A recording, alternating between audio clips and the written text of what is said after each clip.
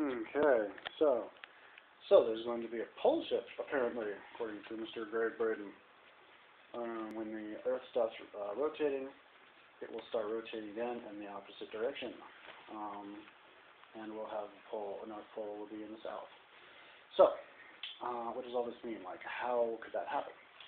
Now, the idea is that the movements of the Earth, this electromagnetic flow, what's feeding, ultimately feeding this electromagnetic energy signature, and it's a pulsation of the Earth. So like the Earth actually pulsates from the inside, just like our heart does, pulsates.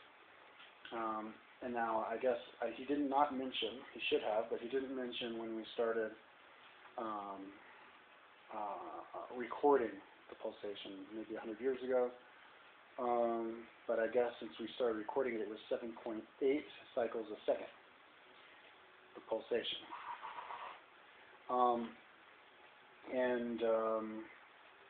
But starting in the 80s, it started to go faster. The pulsation started to go faster, up to 8. I think now it's 8.2, and then maybe the video I saw he recorded at 96, so maybe by now it's 8.5. I don't know. But the wavelength of 7.8 cycles a second is actually a size. This wavelength is actually a wave size that you can measure, and he didn't mention this in his video, but I do remember hearing it someplace else. It's exactly the width between your eyes. It's pretty interesting. So it's a very big, slow frequency, and I heard the sound of it is very similar to the Om, the Buddhist chanting sound. Is resonant with that vibration of the actual Earth, and this 7.8 centimeter long wavelength. Oh yeah, 7.8 centimeter.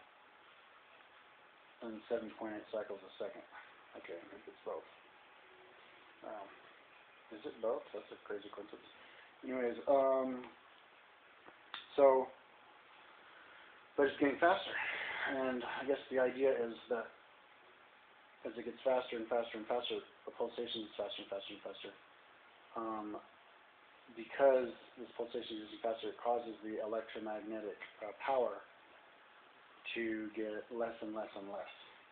And and it actually moves exponentially. It's a curve that moves, but it goes like this. So when they meet, then that's when the pulse shift will happen.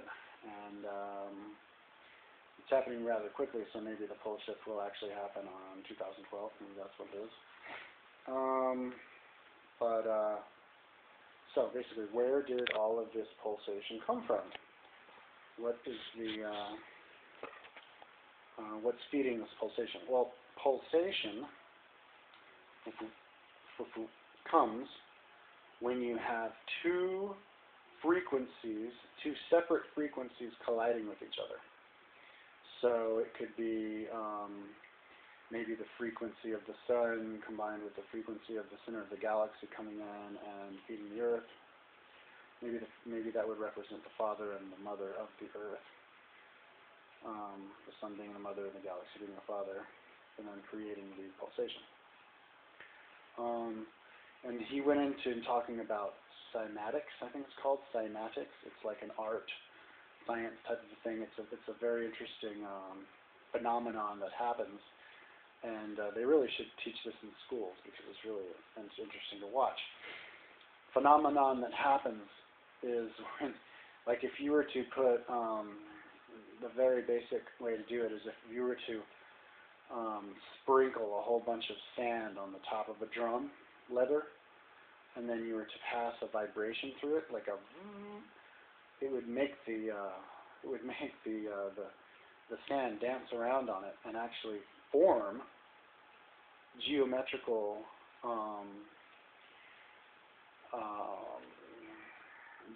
shapes that are very uniform, like a bunch of circles. And he shows it in this video, and if you type cymatics on the internet, you will be amazed with these beautiful forms that they see. And if you change the tone, the frequency of the vibration going through, then as the tone gets higher pitched, the more intricate the designs become on the canvas of the drum. And so people were doing these kinds of experiments with, I guess, sand or on very small scales. And just watching these just beautiful arrays of shapes, becoming very, very, very intricate. And perhaps this is, and then he even showed a spiral that appeared on sand. So maybe this is some kind of very high frequency vibrational sound wave can shoot through the earth and actually create these beautiful formations. And so maybe that's what some crop circles come from in some way or another. That's definitely a theory.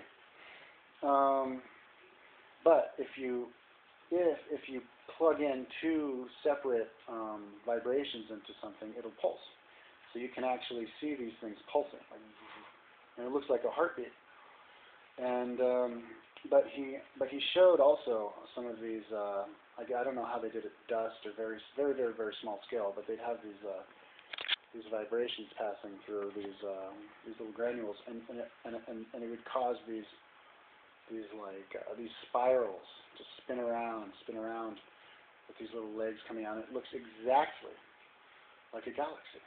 Like if you were to speed up the galaxy. Like when we look at a galaxy, we see it frozen there because it's on a different time scale than we are. But if we were to look at it for billions of years, we would actually see this galaxy spinning around and vibrating exactly like these little, these microcosmic dust things that we are passing these vibrations through, spinning around. So what does that tell you? It tells you that there is a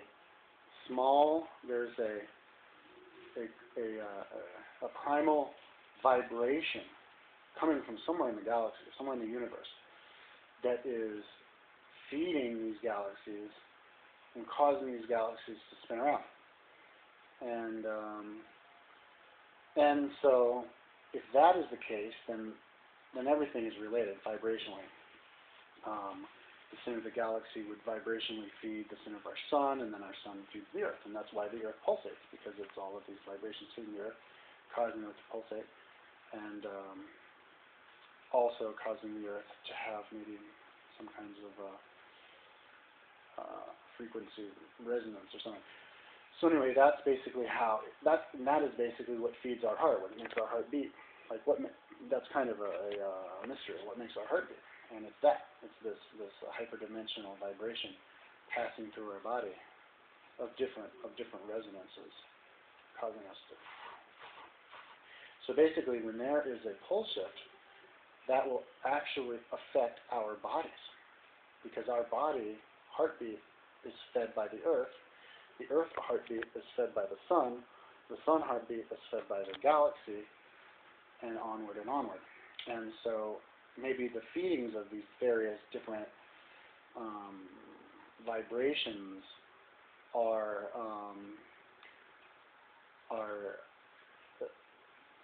what we pick up on them. That's what our different chakras.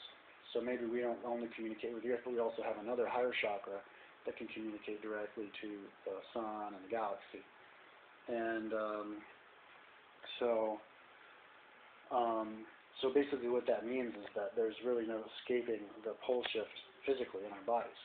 Something's going to happen physically in our bodies when the pole shift happens. And he's saying that we're going to actually have to become a new species, become a crystalline-based species. So basically, tone, and is something not to take lightly, and also thinking that we are separate from the universe is definitely something to not consider either. So it's pretty interesting. I recommend watching the video, and I am out of time.